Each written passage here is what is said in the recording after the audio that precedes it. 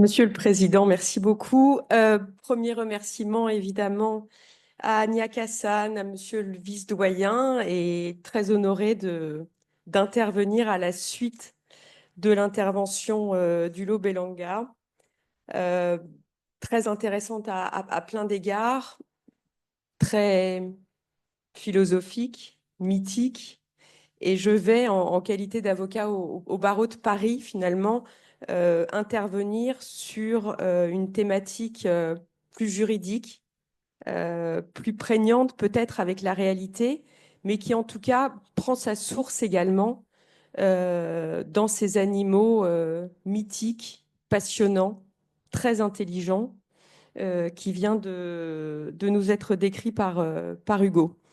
Et je suis très heureuse aujourd'hui d'intervenir devant vous parce que lorsqu'on intervient en droit animalier, en droit des animaux, on a plutôt tendance à intervenir dans, en tout cas, les premiers dossiers sur des animaux qui sont plus proches de nous, sur des animaux que l'on côtoie, précisément sur des animaux que l'on a déjà vus, alors que les cétacés sont, ainsi que vous l'avez dit en introduction, des animaux qui traversent notre imaginaire, qui traversent notre imagination et qu'on a peu l'occasion de côtoyer et de travailler en qualité de juriste ou en qualité d'avocat. Et c'est ce qui est particulièrement intéressant dans ce domaine, c'est qu'on va parler, alors je vais vous parler plus des orques dans la population de cétacés, ces animaux énormes, gigantesques, qui font entre 3 et 8 tonnes, qui parcourent des distances incroyables au quotidien, qui ont une aire de répartition et d'activité qui se chiffre entre 800 et 1000 km², qui vivent dans la nature entre 50 et 90 ans, qui ont également un système d'organisation matriarcale fondé autour d'une reproductrice, et puis ensuite ce sont ses filles qui reprendront la direction du groupe. Ce sont des animaux qui sont très solidaires, qui ont développé un langage, des codes de communication. Et on se demande finalement comment cet animal aux capacités cognitives incroyables, dépassant de loin celles d'autres animaux, a pu ensuite être appréhendé par le droit et appréhendé finalement comme un sujet captif alors qu'il est pour nous d'abord, et ainsi qu'on l'a vu sur une image du rorqual en baie des Anges tout à l'heure, il est avant tout un animal sauvage. Il est un animal qui vit dans une aire singulièrement importante et qui pourtant, par l'activité humaine, à nouveau, est passé de cet animal sauvage à cet animal captif. Et il a donc fallu organiser l'acceptabilité de la captivité de ces animaux par le droit.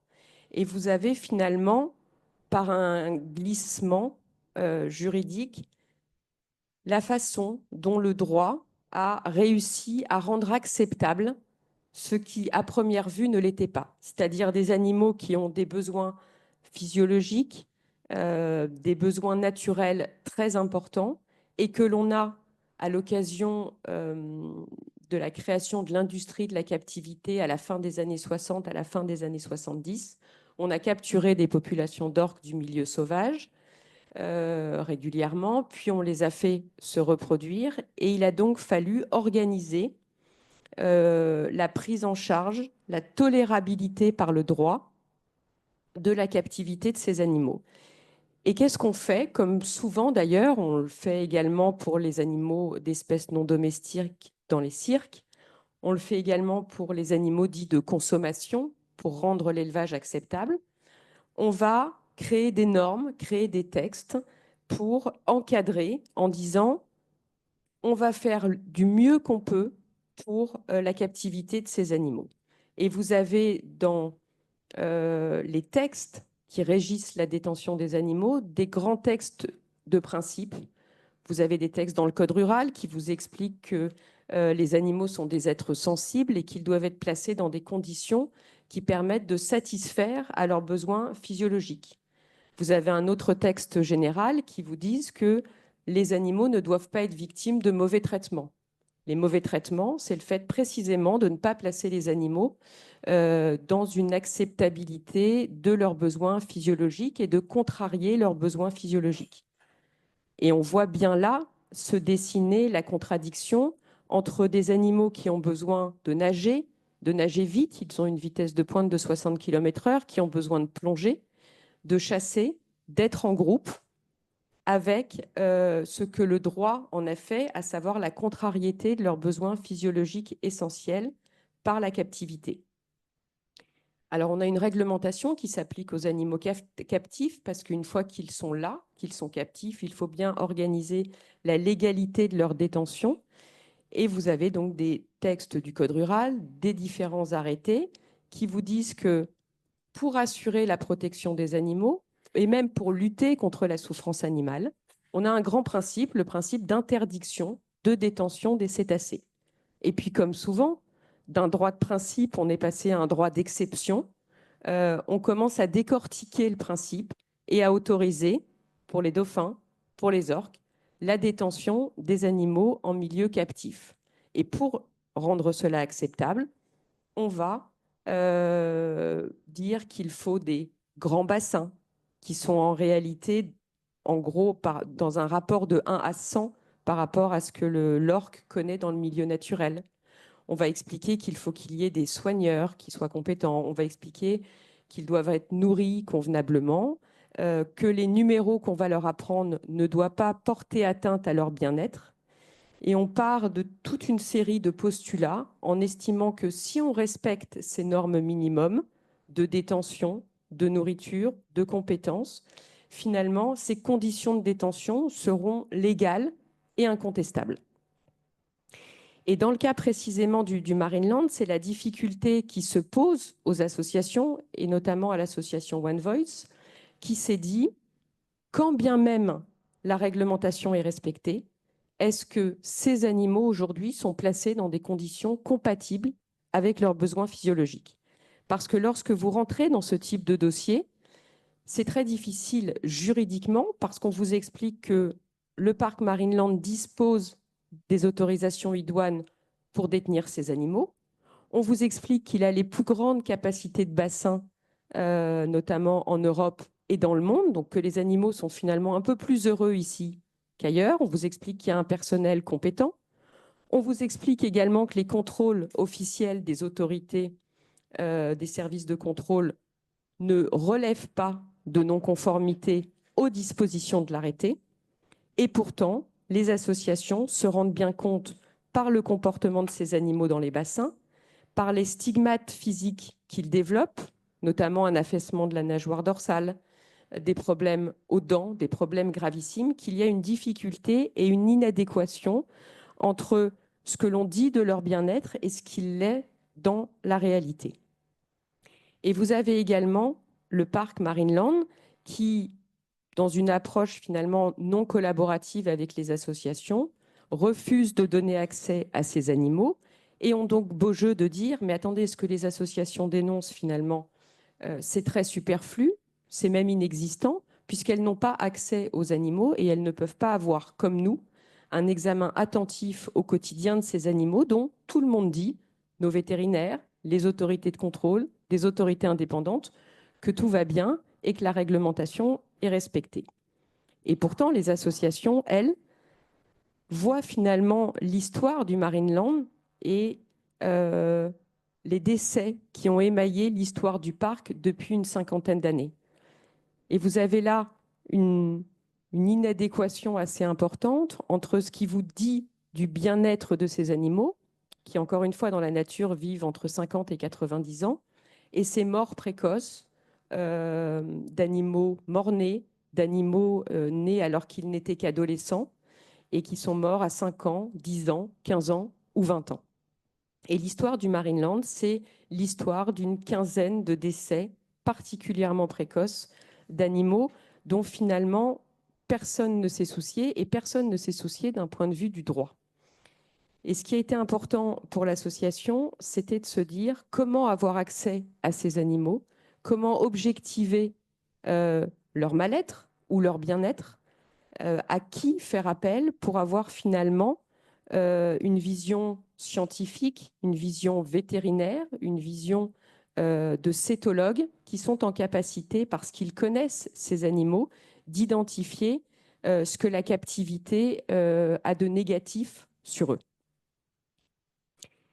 Et donc l'association One Voice va notamment s'entourer de nombreux spécialistes. Il y en a peu, mais en tout cas de vétérinaires, de cétologues, qui vont se rendre au parc Marineland, bien évidemment de façon officieuse parce que l'accès aux animaux est interdit et que le parc n'a jamais voulu collaborer dans cet objectif-là et dans l'intérêt des animaux.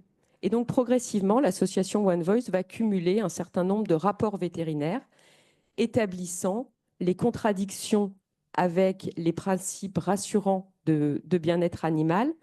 Et par ces éléments scientifiques qu'elle va recueillir, elle va effectivement mobiliser l'opinion publique, mobiliser également les politiques pour expliquer que ce système d'enfermement juridique qu'on a créé et à qui on a permis de donner un vernis pour nous rassurer nous-mêmes sur la façon dont ces animaux étaient détenus et qu'ils étaient finalement détenus dans des conditions acceptables.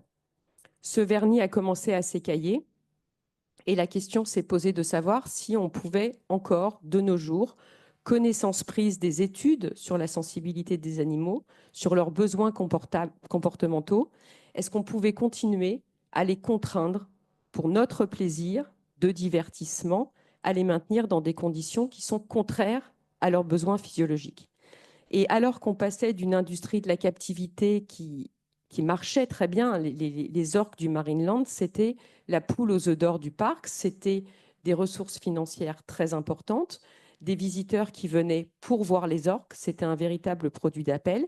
Et progressivement, parce que les associations ont un peu, excusez-moi cet anglicisme, challengé le discours officiel du parc sur le fait que tout était fait dans l'intérêt de ces animaux, on a commencé à se poser la question, est-ce que nous étions en droit sur ces animaux si grands, si énormes, si monstrueux au premier sens du terme, nous étions en droit de les maintenir dans ces conditions-là. Et c'est justement le travail des associations, mais pas uniquement un travail militant, empathique ou sensationnaliste. Il s'agissait effectivement sur le terrain scientifique, sur le terrain du bien-être animal, sur le terrain des connaissances acquises et de l'évolution de notre intérêt pour la sensibilité des animaux et le respect de leurs besoins, de savoir s'il était toujours tolérable en 2022, en 2024, en 2025, de laisser ces animaux en captivité, de les faire accomplir des tours finalement contre nature que vous ne les voyez jamais exécuter dans la nature, et si nous étions autorisés, indépendamment de ce que le droit prévoit, à continuer à enfermer ces animaux majestueux en captivité. Et le législateur s'est emparé de cette question. Il ne l'avait pas fait avant. Avant, le législateur avait organisé la captivité, l'avait rendue acceptable. Et là, le législateur, en 2021, a pris une loi importante s'agissant du bien-être animal et qui comporte également dans son titre notre relation avec les animaux. Donc, c'était également un double prisme qui était de dire on ne va pas uniquement voir l'animal, son intérêt et son enfermement pour les seuls besoins, le seul plaisir de l'humain, mais on va également prendre en compte les besoins physiologiques des animaux. C'était déjà écrit dans les textes, mais on a une application plus concrète par une loi qui va donc interdire à horizon 2026, fin 2026, la détention de ces animaux. Et partant de là, d'une loi de 2021 qui laisse donc 5 années aux établissements pour se séparer de leurs dauphins et de leurs orques, aujourd'hui, en France, seul le parc Marineland possède des orques. Il en possédait encore il y a peu 4, ils ne sont plus que 2 aujourd'hui. Et donc, fort de cette loi en 2021, avec un terme en 2026 où les parcs devront effectivement se séparer de ces animaux, il a été question pour l'association One Voice de dire nous avons 5 ans pour nous préparer, 5 ans pour nous préparer à assurer une porte de sortie pour ces animaux qui ont assuré les beaux jours du parc, qui ont été construits en captivité sur un modèle de satisfaction des besoins humains. Et il est important aujourd'hui que nous puissions sortir de ce modèle-là pour faire découvrir à ces animaux une autre forme, toujours de captivité évidemment, mais dans un sanctuaire pour assurer finalement le respect de leurs besoins physiologiques. Et c'est là que les difficultés sont arrivées avec le fameux dossier Marineland d'un point de vue cette fois très judiciaire, puisque le parc Marineland, toujours finalement dans un souci économique, avait fait le choix très tôt de se dire, d'une part, on ne va pas bouger tout de suite parce que on connaît l'application de la loi en France et quand bien même il y aurait une interdiction de ces animaux en 2026, nous avons un peu de temps, donc ne nous pressons pas. Et puis finalement, le parc avait décidé progressivement de faire partir ces animaux vers l'Asie et plus précisément vers le Japon, sans se soucier évidemment de leurs conditions de détention là-bas, dans des bassins qui sont encore plus petits que les bassins français, après un transport de 13 000 km et surtout dans un pays qui ne connaît aucune loi de protection sur le bien-être animal. Et il est donc apparu nécessaire pour l'association One Voice d'initier une procédure, tout d'abord d'expertise judiciaire, pour qu'il soit déterminé l'état de ces animaux. Cette procédure judiciaire, elle a été lancée en 2022 quand le parc détenait encore 4 orques. Et après une première demande devant la justice en première instance qui avait été rejetée au fin de voir désigner un expert judiciaire, parce que lorsque les associations disposent de leur expert privé, on a toujours tendance, et le parc l'a fait, à dire ce sont des experts militants de votre côté qui ne traduisent pas la réalité de ce que vivent les animaux. Ils font donc en passer par la justice, saisir la justice. Ce sont des cas assez rares de demande d'expertise judiciaire s'agissant d'animaux marins captifs. C'était, à ma connaissance, une première. Ça avait été fait pour un parc qui détenait des dauphins quelques années plus tôt, mais pour les orques, c'était une première. Et la justice, finalement, en cours d'appel, désigne des experts judiciaires. Alors là, c'est la première chose assez drôle, finalement, c'est que l'association One Voice, qui disposait d'experts privés particulièrement connaisseurs de la matière, se trouve confrontée à la désignation par la justice de 2 experts qui respectent les formes de désignation des experts. Ils sont inscrits sur la liste des experts auprès de la Cour d'appel. Mais on s'aperçoit, à l'occasion de leur désignation, que l'un est spécialiste en médecine vétérinaire canine et équine, et l'autre en porcine. Voilà. Donc on se demande un peu quelles connaissances vont-ils avoir, mais on se dit que s'agissant d'une expertise judiciaire, nous allons apporter les éléments et ça nous permettra finalement de les discuter à l'occasion de cette expertise judiciaire. Expertise judiciaire contre laquelle le Marineland s'est battu pied à pied pour qu'elle ne se tienne pas, pour que les premières réunions soient tenues un peu tardivement. Et alors même que ce qui avait motivé l'expertise judiciaire était l'état singulièrement dégradé de 2 des 4 orques, avant que l'expertise judiciaire commence, la première des 4 orques va décéder. Et quelques mois après le tout début des opérations d'expertise, le deuxième orque va décéder. Alors le Marineland va nous expliquer qu'il s'agit là d'ingestion fortuite d'éléments dans les bassins et que ça n'a rien à voir finalement ni avec les conditions d'enfermement, ni avec le traitement vétérinaire que nous annoncions comme déficient. Mais cela étant dit, il n'en demeure pas moins que les inquiétudes de l'association One Voice et ce qui avait encouragé à sa mobilisation pour qu'il soit pris un virage rapide pour ces animaux qui dépérissaient et qui étaient véritablement en fin de vie au regard de leur état sanitaire et plus particulièrement de leur état dentaire. On espérait que, après ces 2 décès, le parc prenne enfin conscience de la problématique. Il faut savoir que lorsque l'on parle de ces orques captifs, on parle de ces orques qui vivent donc continuellement dans un bassin principal qui fait à peu près 60 mètres et qui, par ennui, rongent les bords du bassin. Et vous avez des animaux qui, dans la nature, chassent grâce à leurs dents. Vous avez des animaux qui n'ont plus de dents, qui sont édentés, dépulpés et qui sont finalement complètement dépendants de la nature qui leur est donnée et qu'ils ne peuvent même plus mâcher. Donc on leur donne du poisson congelé sous forme de cube parce qu'ils ne peuvent plus du tout ni ingérer ni mâcher en raison de l'état singulièrement dégradé de leurs dents.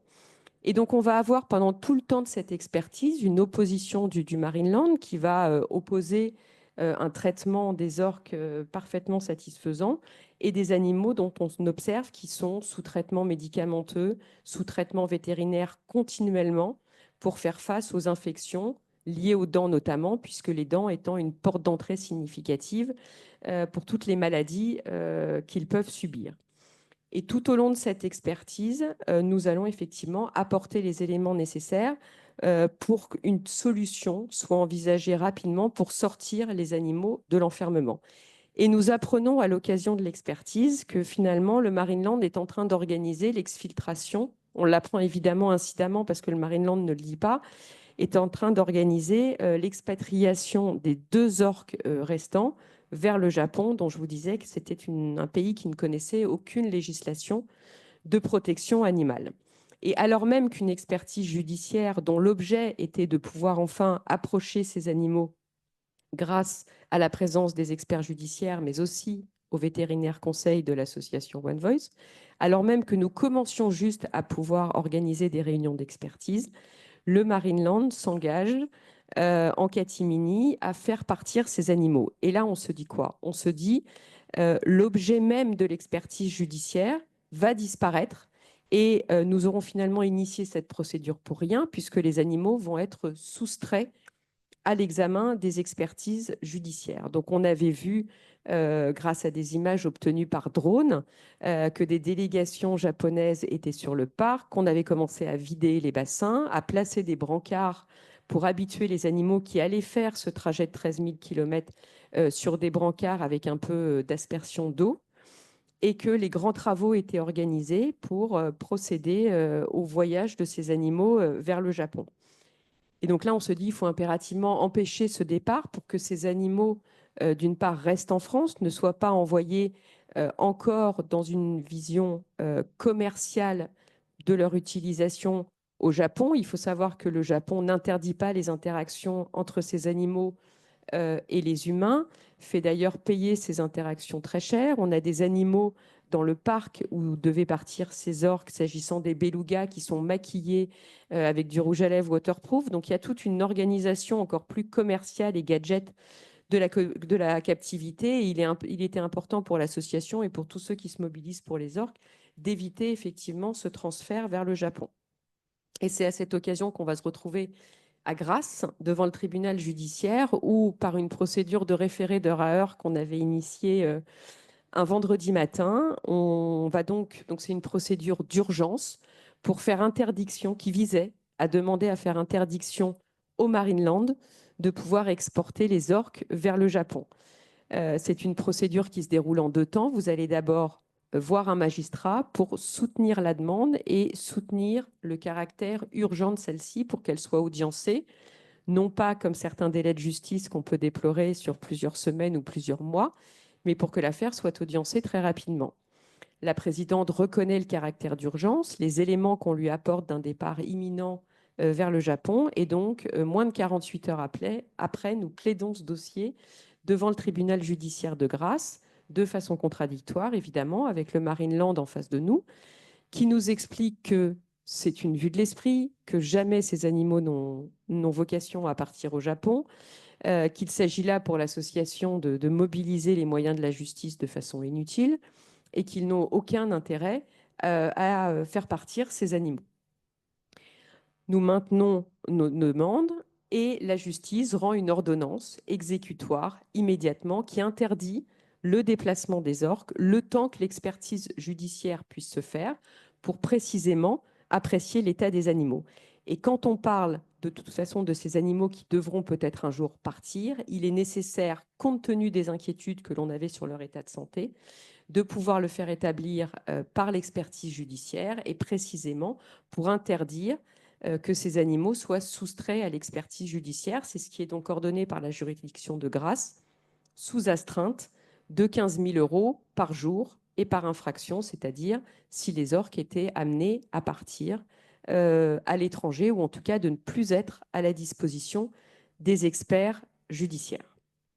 Évidemment, le Marineland va faire appel de cette décision qui va être confirmée par la Cour d'appel d'Aix-en-Provence en disant qu'il y a un intérêt manifeste à ce que ces animaux soient examinés par un vétérinaire et surtout que leur état de santé singulièrement préoccupant et qui doit de toute façon être pris en compte dans le cas d'une éventuelle exportation de ces animaux, soit étudié dans le cadre de l'expertise judiciaire. Donc, on va avoir ce temps de protection, cette bulle, pendant laquelle le Marineland, avec cette astreinte coûteuse et relativement dissuasive, ne pourra pas déplacer les animaux et dont on apprendra par la suite, puisque le ministère de l'écologie va se mobiliser sur ce sujet pour savoir quelles sont les hypothèses, parce qu'aujourd'hui, concrètement, il faut en parler, quelles sont les hypothèses pour la sortie de ces animaux par le haut, pour la sortie vers un lieu qui respecte tout du moins mieux qu'une industrie captive commerciale, le besoin physiologique de ces animaux. Et c'est autour de cette thématique-là que l'association et que les associations travaillent aujourd'hui, dans la mesure où il reste 2 animaux et où le Marineland n'a toujours pas abandonné son idée de faire partir les animaux vers le Japon, puisqu'à l'occasion, je vous le disais, de ce rapport du ministère de l'écologie, on apprend que les rapporteurs ont eu accès par des documents qui ont été transmis par le Marineland sur des contrats qui avaient été conclus avec le Japon pour envoyer ces animaux, d'abord 3, puis à l'occasion du décès de l'un d'eux, les 2 restants, vers le Japon. Et la ministre de l'écologie s'était emparée de ce sujet et avait dit il n'est pas question que ces animaux partent là-bas. 3 arguments étaient avancés, la durée du transport, l'état de santé des animaux et surtout l'absence de législation existant au Japon.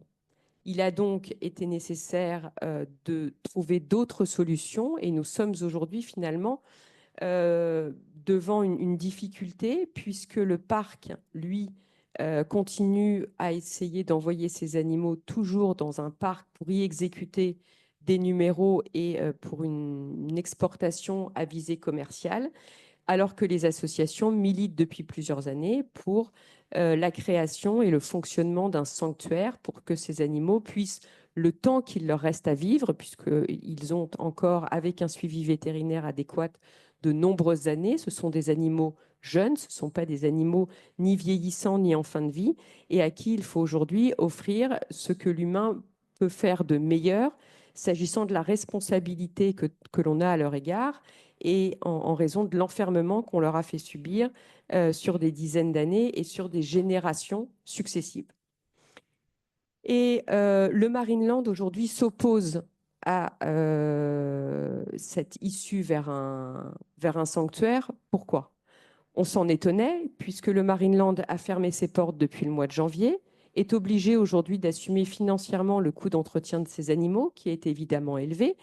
Et on aurait pu s'attendre à ce que l'exploitation commerciale étant terminée au Marineland, on soit désormais tous tendus vers un objectif commun, qui est de s'occuper de ces animaux et de leur trouver le meilleur terrain d'accueil et de ne pas maintenir un renouvellement de captivité pour ces animaux. Et le Marineland, en fait, voit la solution du sanctuaire comme une victoire de ce qu'il appelle les associations anti-captivité et s'oppose de toutes ses forces à ce type de transfert et à ce type de solution finale. Et il a jeté donc son dévolu pour envoyer les animaux vers un parc en Espagne, à Tenerife. C'était il y a quelques semaines. Donc le parc fait l'annonce d'avoir déposé un certificat d'exportation vers l'Espagne dans une structure qui appartient à la holding qui détient également Marineland.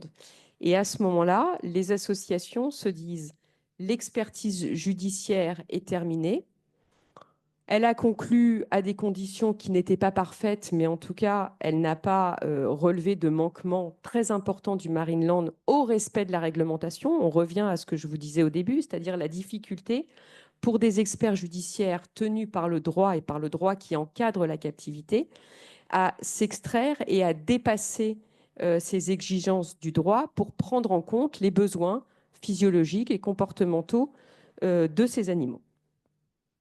Et donc, le parc décide, à la suite du dépôt du rapport, n'ayant plus d'interdiction de faire partir ces animaux, de demander à les exporter vers l'Espagne. Et là, les associations se disent finalement, c'est la fin malheureuse de cette histoire, puisque nul doute que l'Espagne va accueillir ces animaux, que le parc qui s'appelle l'Europarc à Tenerife, qui dispose de bassins plus petits qu'à Marineland, mais en tout cas est en capacité d'accueillir 2 orques, nul doute que les autorités françaises et espagnoles vont se mettre d'accord pour l'accueil de ces animaux. Et coup de théâtre, on apprend par le ministre espagnol que les autorités espagnoles vont refuser l'arrivée de ces animaux. Pour quelle raison?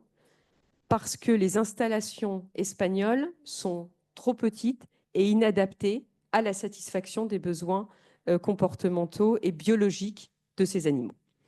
Donc vous avez une situation aujourd'hui qui mérite que chacun travaille dans un sens tendu vers le bien-être de ces animaux, que le Marineland accepte dans la mesure où toutes les portes se ferment progressivement, le ministère français refusant un départ vers l'Asie, le ministère espagnol refusant une arrivée des animaux vers l'Espagne compte tenu des modalités d'accueil et de l'envie également de l'Espagne de quitter finalement cette industrie de captivité et de ne pas avoir de nouveaux spécimens qui vont renouveler cette activité, se pose aujourd'hui la question, et nous devons effectivement chacun prendre notre part pour trouver une issue satisfaisante à ces animaux dans le respect de la réglementation française. La réglementation française, elle interdit la captivité des orques en 2026, donc dans moins de 2 ans. L'objectif de la loi, c'est le bien-être animal et notre rapport aux animaux. Il ne s'agit pas ici de contourner cette loi qui, effectivement, n'interdit pas d'exporter ces animaux vers un pays tiers. Le Marineland en a parfaitement la capacité. Il est propriétaire de ces animaux et il en a le droit. Il n'en demeure pas moins que l'objectif aujourd'hui de la loi, c'est la meilleure solution pour ces animaux, solution sur laquelle chacun travaille aujourd'hui. La solution de sanctuaire est une réalité qui en plus est partiellement financée par les associations qui soutiennent ce type de projet et qui nécessite aujourd'hui une volonté politique des parties et des pays concernés pour que ces animaux retrouvent un environnement conforme à leurs besoins. Et c'est cela vers quoi nous allons tendre et nous attacher dans les semaines à venir pour proposer à ces animaux qu'ils ne soient pas pris en compte par le droit sous forme de la contrainte, mais que nous puissions organiser légalement leur mise en place au sein d'un sanctuaire conforme à leur bien-être.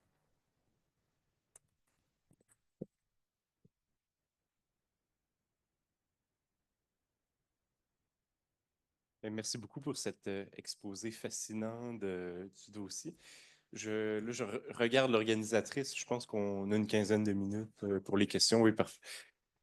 Mais donc, je vous inviterai, si vous avez des questions, commentaires que vous voulez nous faire, à lever la main, intervenir. Un micro se promène dans l'assistance. Vous avez vu cette réactivité? Voilà. Et voilà. Bonjour, j'avais une question pour Monsieur Bellagamba. Oui. On sait que dans l'histoire, l'homme a souvent, pour rationaliser l'inconnu et ses craintes, inventé des figures un peu mythiques. Est-ce que du coup, le Léviathan, comme tu l'as décrit, ne serait pas simplement une rationalisation de la peur de l'océan? Ça, c'est la première question. Et si oui, est-ce que tu penses que ça a joué dans la chasse